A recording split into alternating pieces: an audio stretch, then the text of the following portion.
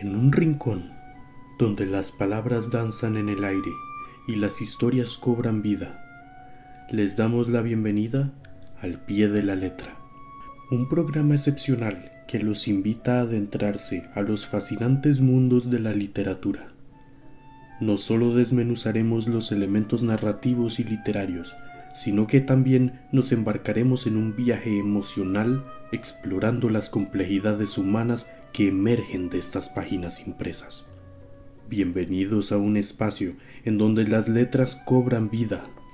Permitan que las palabras los transporten, las historias los envuelvan y la pasión por la literatura los guíe al pie de la letra.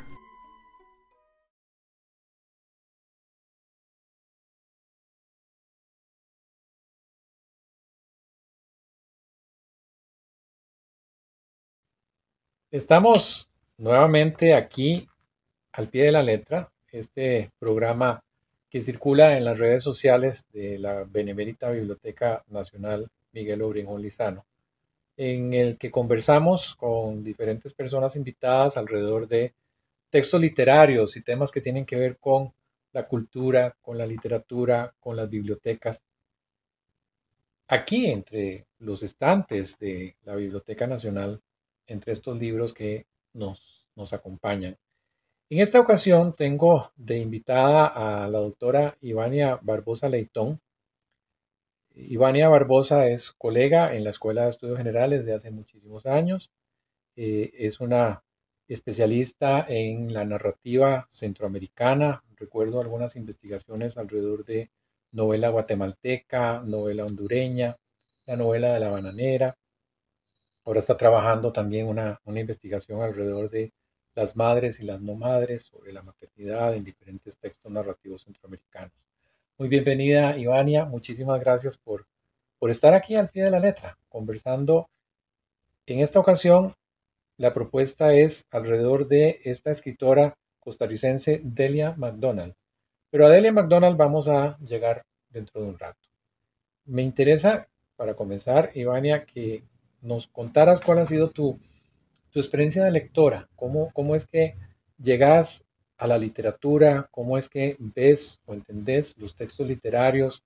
Me comentabas ahora fuera de cámaras que tu interés es más sobre los textos narrativos, entonces que comenzáramos por ahí y luego vamos hacia Delia MacDonald.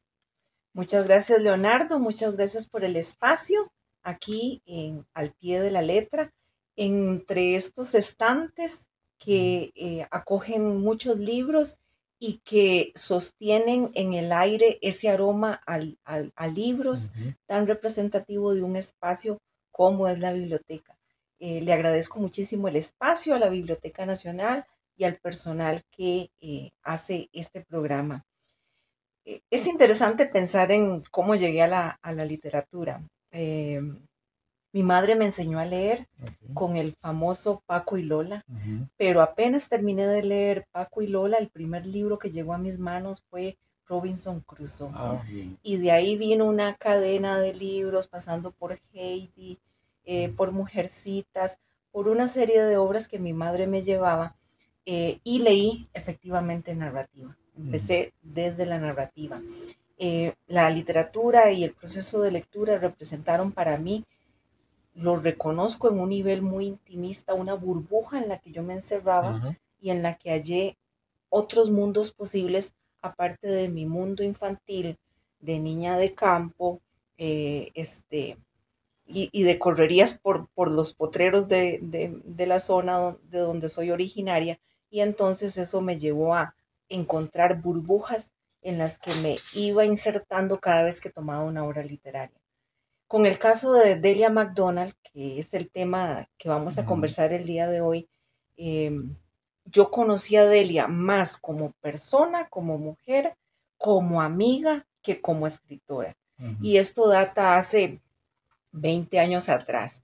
Mi fuerte no es la poesía, sí la leo, pero mi fuerte de análisis es la narrativa. Y en el año 2018 sucedió, antes del año 2018, creo que data como del 2011 para ver esa línea en el tiempo, una obra literaria que ella había hecho y que estaba apenas fotocopiada, empastada tradicionalmente como lo reconocemos en las fotocopiadoras, que es una novela que se titula La Cofradía Cimarrona, el cantante Cimarrón. Y entonces ahí fue mi acercamiento a Delia como narradora, que me permitió entonces reconocer otro rostro en la Delia que yo anteriormente me había acercado. Claro. Y conversaremos en un rato sobre esta novela de La Cofradía Cimarrona, que además está relacionada con mucho o muchos de los temas que aborda Delia MacDonald en sus textos poéticos y en sus textos narrativos, como nos vas a comentar, porque tiene una gran producción poética. Es además una de las voces más importantes en este momento alrededor de la poesía afrodescendiente. ¿Qué nos podrías plantear acerca de este campo y de este gran tema? Delia, yo creo que al igual que lo comentábamos previamente, al igual que otras escritoras, costarricenses, como Eulalia Bernard, como Shirley Campbell, son depositarias de un universo afrodescendiente sumamente rico, que está en experimentación y que falta que otras voces nuevas se incorporen a él también. Entonces, la producción poética de Delia es bastante reconocida. Vean que, por ejemplo, arranca desde la década de los 90. No es que esté detenida, sigue escribiendo poesía, pero está ahora incursionando a partir desde la década desde los 2011 y en procesos de escritura con la narrativa. Ahí está también, sigue latente. Hay algo muy particular que también habíamos conversado previamente, y es que en el caso de la literatura afrodescendiente, afrocostarricense, vamos a ver, tienen esta impronta, afrocostarricenses, afrodescendientes, pero en realidad detrás de esa denominación viene todo un mundo de vida asociado a procesos migratorios, a condiciones de traslados. Delia es un vivo caso en particular porque Delia nació en Panamá en 1965, pero es muy claro escucharla en donde ella cuenta coloquialmente su primaria y su secundaria acá en Costa Rica y las vivencias que ha tenido. Pero en esa pluma de Delia se trasluce, se reconoce su migración desde niña, y creo que su migración de Panamá a Costa Rica, pero otra más ancestral, y es la migración afrodescendiente, que entonces viene cargada con maletas y mochilas llenas de mucho contenido literario. Cierto, y este carácter migrante, este carácter de esas comunidades que van de territorio en territorio, pero además este otro carácter de esas voces de mujeres, porque es interesante también ver que la literatura afrocostarricense, si bien es cierto, hay un paradigma muy claro, que es el que dicta el escritor Queen's Duncan, tenemos voces de mujeres muy empoderadas, como bien lo mencionaste, Shirley Campbell, que heredan esta tradición o más bien este camino que abre Eulalia Bernard en nuestra cultura y en nuestra literatura. Quería plantearte estas ideas porque Ivania en la actualidad es también la directora de un centro de investigación en la Universidad de Costa Rica, que es el Centro de Investigación en Identidad y Culturas Latinoamericanas, donde se analizan también todas estas problemáticas. ¿Qué nos podrías decir como directora del CICLA, del Centro de Investigación en Identidad y Literatura Latinoamericanas, sobre estas problemáticas de migrantes, de mujeres, de afrodescendientes, afrocostarricenses? ¿Cómo calza dentro de la investigación en la identidad y la cultura?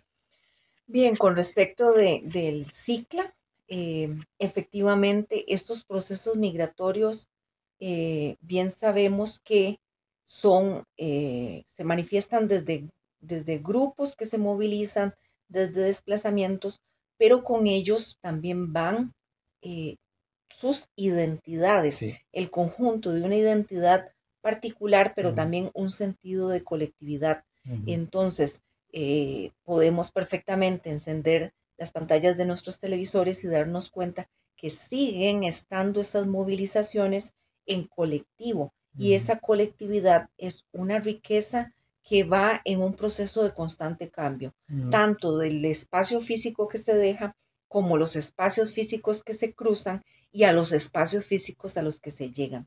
En esa dinámica y particularizándolo para el caso de Delia, esa movilización de Panamá a Costa Rica, pero que ancestralmente trae raíces desde el continente africano que han llegado Ujú. al Caribe, del Caribe vinieron hacia acá, se visualiza en el CICLA a Ujú. través de investigaciones con programas de investigación, Ujú. uno de ellos muy particularmente que compete a las Exacto. etnicidades. Ujú. Y entonces en esa pluma de Ujú. Delia Ujú. está cargada no solo su identidad como mujer, Ujú. como escritora, como afrocostarricense, como afrodescendiente y también como heredera de una tradición más colectiva, más grande, más universal. Ujú.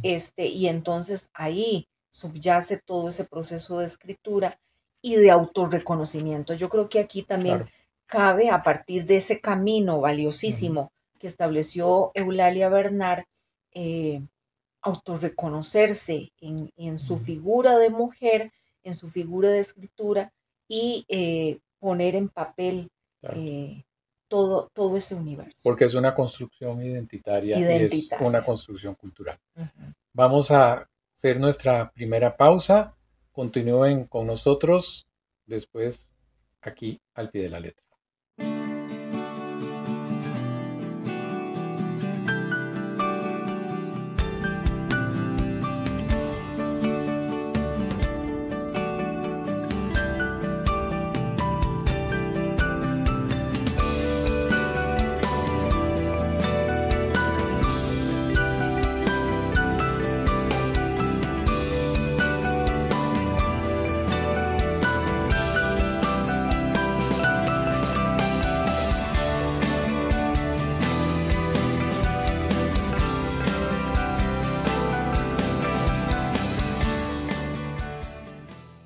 Estamos al pie de la letra una vez más aquí en la Biblioteca Nacional, la Benemérita Biblioteca Nacional, que nos recibe entre estos estantes, entre estos libros, para que conversemos alrededor de temas relacionados con la literatura.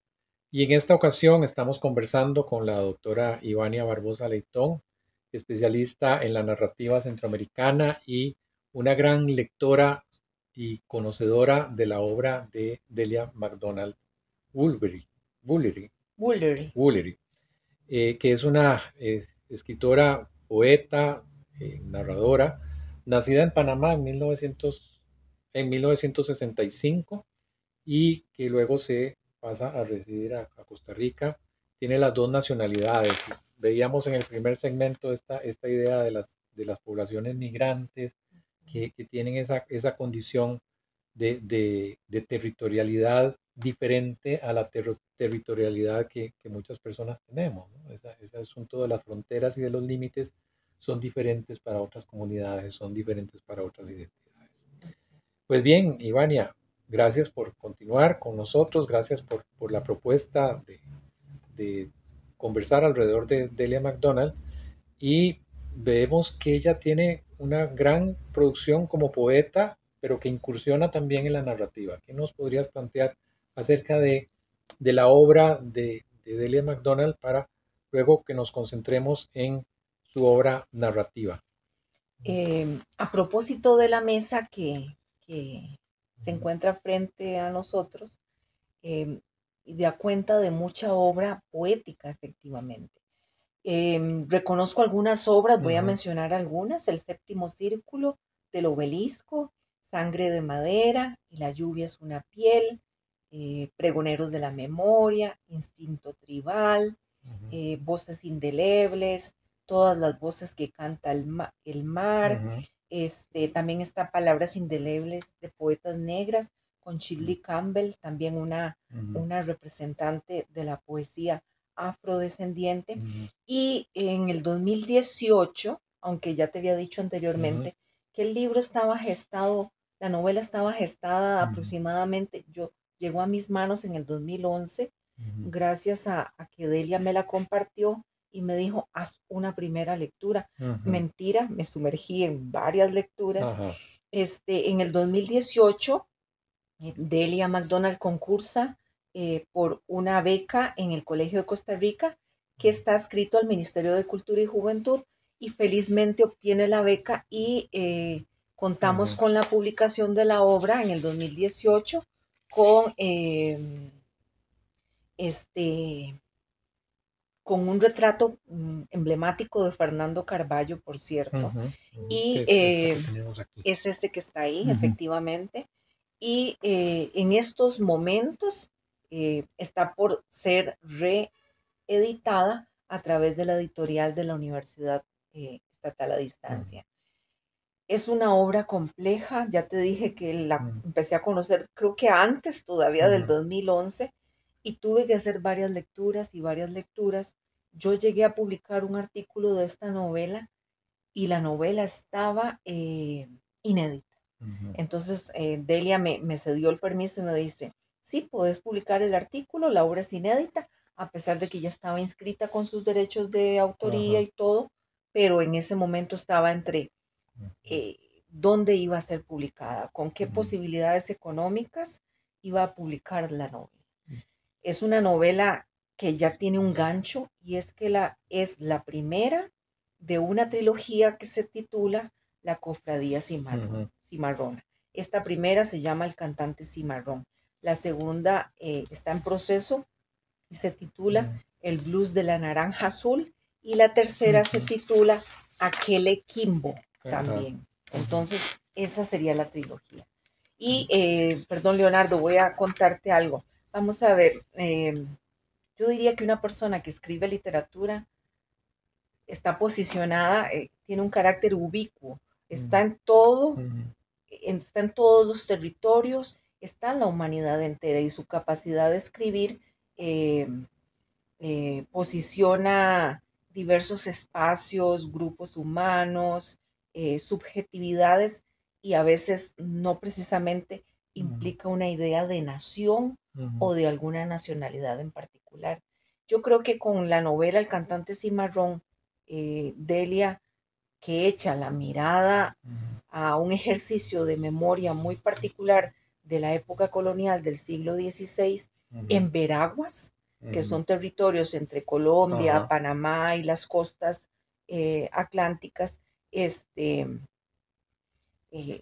retoma esa memoria, y no solo retoma la memoria a nivel literario, sino que considero que retoma su propia memoria también, como ser humano, como mujer, como escritora. Decís que en la novela, en el argumento, es un diálogo, o hay diálogos entre un amo, que es el personaje, dice Jonas Morgan, y el esclavo y fiel servidor, que es Ignacio Huertas. ¿Qué hay con respecto al argumento de esta novela? ¿Qué se juega entre estos personajes y en todo lo que más adelante incluso planteas que es una narrativa de muchas voces, una narrativa polifónica de la costura con la técnica artesanal del quilting? Quilting. ¿Qué nos podrías contar de cómo se va organizando el argumento a nivel de estructura, de personajes, de voces? Retomo, voy a leer una cita textual de la novela que creo que abre este espacio para conversar sobre la narrativa de Delia. Es de la página 235 y dice así, comillas: Yunas, dime, ¿por qué duelen los recuerdos? Porque es como el oleaje, va y viene como la marea del mar, como un guardapelo de donde se filtran muchas voces que no olvidas. ¿Verdad, Ignacio? Cierro comillas. Efectivamente, es un ejercicio desde el sentido y el posicionamiento del texto como tejido y del texto como tejido pero en un sentido artesanal, a Ok. propósito del quilting. Ujú. Y entonces en ese proceso de tejer, destejer, Leonardo, porque Ujú. también la lectura lleva a tejer, destejer, Ujú. Ajá. anudar como cierre. Bien sabemos que Ujú. Sí, conforme sí, sí. vamos haciendo los procesos de costura Ujú. o de tejido, anudamos Ujú. para cerrar. Ujú. En realidad la obra no está anudada. Ah, Ahorita ok. te cuento por qué. Ujú. Este, hacer pespuntes, desenhebrar, Ujú. volver a hilvanar, Ujú. tomar la aguja, median mundos en visiones duales. Están amos y esclavos en esa sociedad colonial Ujú. del siglo XVI en Veraguas, amos y Ujú. esclavos. Están eh, em, dos espacios con un peso enorme y es el mundo terrenal y el más allá, Ujú. entrecruzados también por ese tejido. Y están también, la autora lo señala así, esos paños colectivos. Hay un Ujú. tejido colectivo, un paño Vale. colectivo, pero también hay un paño individual. Hay Ujú. historias de vida de personajes que obviamente, pues por el sentido gregario, están cosidas al colectivo de Ujú. ya sean amos o esclavos, pero que también revelan intimidades, situaciones muy particulares en un ambiente duro. Ujú. Está la opresión de la Iglesia Ok. Católica, está la opresión de los amos y está la vida misma como opresión. Por Ujú. eso la muerte, el más allá, desde el cual también hay personajes posicionados que le hablan a los vivos, Ujú. eh, ofrece escapes, ofrece salidas a esa existencia dura de la Ujú. época colonial. Claro. Qué interesante, porque estás mencionando la analogía o la relación con este tejido del quilting artesanal, eh, y que entonces podríamos ver que la novela en sí misma también es una manera de entender la escritura y una manera de entender la literatura como esta gran metáfora del texto, de la teoría del texto que se va escribiendo, pero también se va hilvanando, se va cosiendo, se va articulando. Ujú, De eso hay en la novela, por supuesto. ujú. ¿Y qué hay con respecto a este concepto del cimarrón? Es interesante también pensarlo en esa relación amo-esclavo, pero el cimarrón es alguien que de repente escapa, de repente se fuga, de repente deja su condición de esclavo, pero sigue pensándose como un esclavo prófugo. ¿Qué podrías ampliarnos sobre esta idea, Ivani? La palabra cimarrón tiene mucho sentido, mucha carga semántica dentro de la obra, Ujú. efectivamente, porque voy a hacer otro adelanto, en realidad la novela es muy compleja Ujú. e implica, Leonardo, no te había hecho ese comentario, pero lo voy a hacer, que quienes la lean, mentira que la leerán una sola vez. Hay Ujú. que descifrar esos Ujú. espacios y esas tramas superpuestas.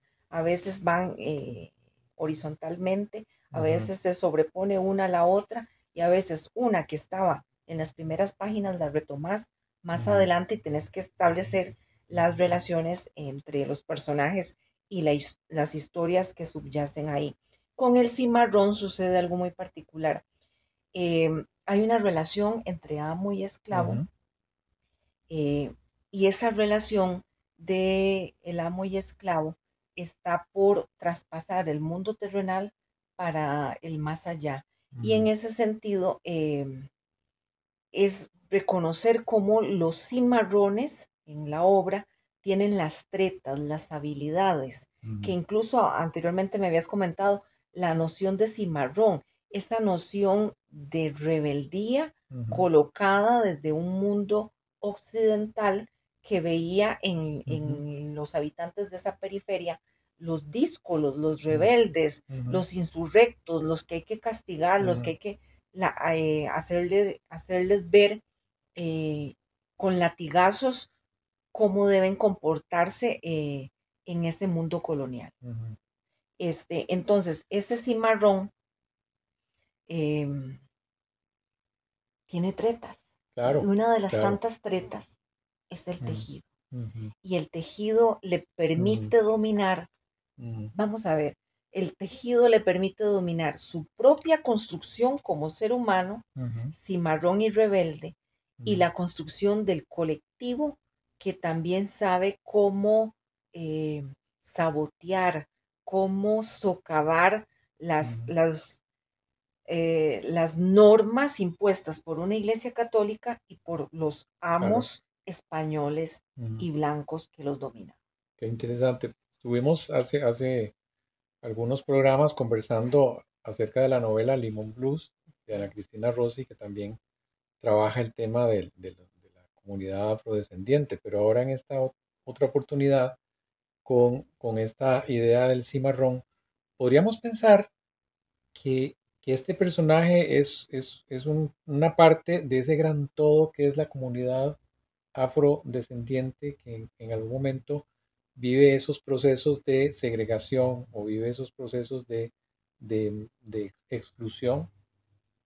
Ya veíamos incluso esta idea de la migración, de las migraciones. El concepto que nosotros manejamos de territorio y el concepto que nosotros manejamos de bien y de mal, por ejemplo, es una idea muy occidental, muy europeizante. Pero estas otras comunidades no, estas otras comunidades más bien viven una realidad totalmente diferente a la nuestra. ¿Qué te puede sugerir esta idea de que este personaje, el cimarrón, es esa parte por ese gran todo de esa comunidad afrodescendiente? Has enfatizado en algo muy importante. Y Delia, hace unos días atrás, me dijo, em, es que es nuestra realidad, Ujú, que no es, vamos ujú, a ver, que convivimos en esta sociedad y que tenemos pues percepciones comunes, pero la realidad afrodescendiente y el posicionamiento de ella como ujú, escritora, como migrante, ujú, como afrodescendiente, como afrocostarricense, la posicionan para vaciar en esta obra en particular ujú, no una realidad, sino todas las realidades que polifónicamente ujú, subyacen en la obra, porque la obra es un murmullo de una colectividad ujú, representada cada una en su realidad, ujú, en su, en su idea de cómo sobrevivir en ese espacio ujú, colonial y cómo trascender, porque tienen nociones particulares ujú. de los mundos de la vida y la muerte totalmente diferentes a los Claro. nuestros. Y eso es un trabajo que hay que, hay que pensarlo, hay que estarlo construyendo desde nuestra perspectiva y comprender la perspectiva de la otredad o la alteridad. Vamos a nuestra segunda pausa. Continúen aquí al pie de la letra.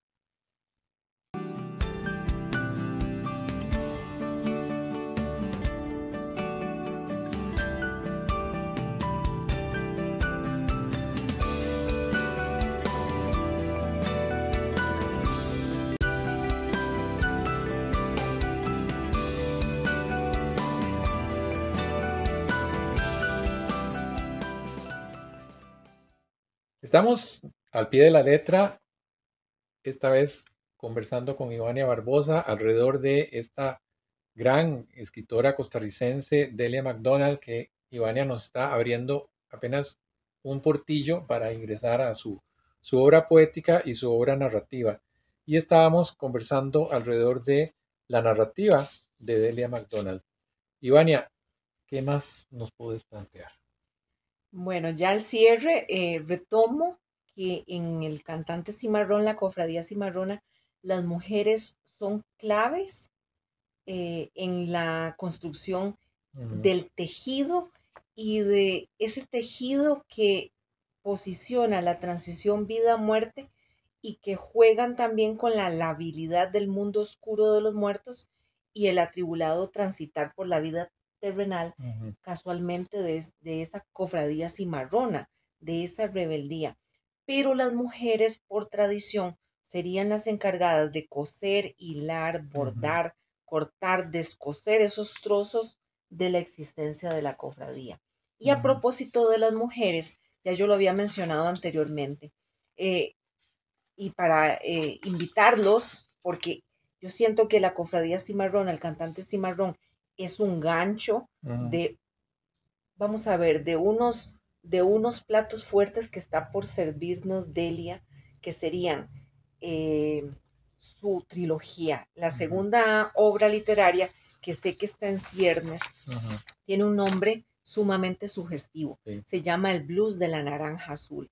El Blues de la Naranja Azul posiciona a dos mujeres en las primeras décadas del siglo pasado en Limón, pero ellas a su vez traen consigo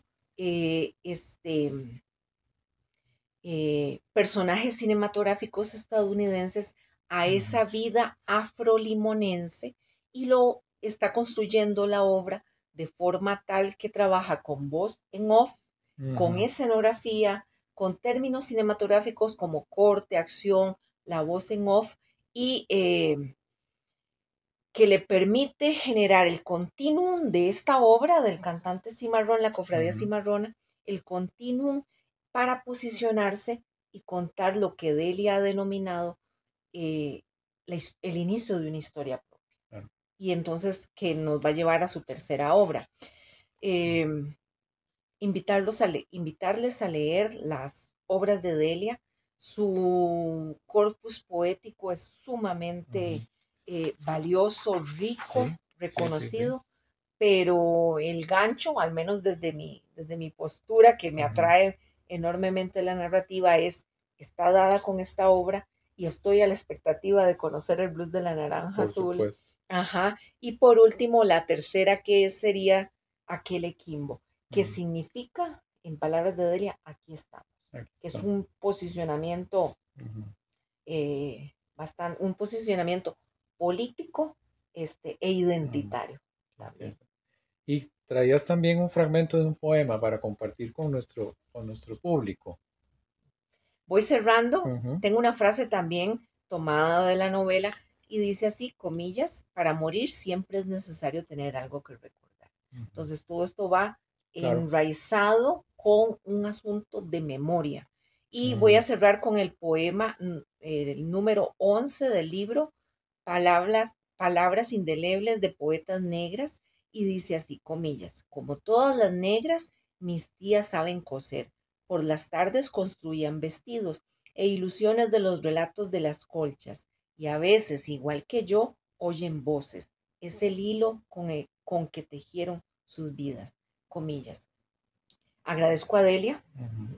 Estaré eternamente agradecida que me compartan las obras, incluso inéditas, por compartir ese ruido y esa rebeldía de la cofradía que sigue sonando y sigue sonando, y también por darme el hilo para leerla a ella, a sus tías, a sus antepasados, a nuestros antepasados también. Y especialmente quiero ir cerrando con un agradecimiento enorme a vos, Leonardo, y al personal de la Biblioteca Nacional por este espacio, como lo dije al inicio, este aroma de libros, estos estantes con los libros, para autorreconocernos como humanidad y para seguir escribiéndonos como humanidad. Las gracias, más bien, Ivania, por compartir todas estas ideas alrededor de tu percepción acerca de la literatura y de tu percepción acerca de la obra de Delia MacDonald. Y ese fragmento de este poema dice, es el hilo con el que tejieron sus vidas. Yo creo que ese hilo con el que se tejen las vidas es también el hilo de la literatura. Muchísimas gracias por traerlo, Ivania, la verdad. Muchas gracias a quienes nos siguen aquí al pie de la letra, este proyecto de la Benemérita Biblioteca Nacional Miguel Obregón Lizano. Muchísimas gracias, como lo expresó también Ivania, a el personal de la biblioteca, que es el equipo de producción de este programa. Nos vemos en una siguiente entrega.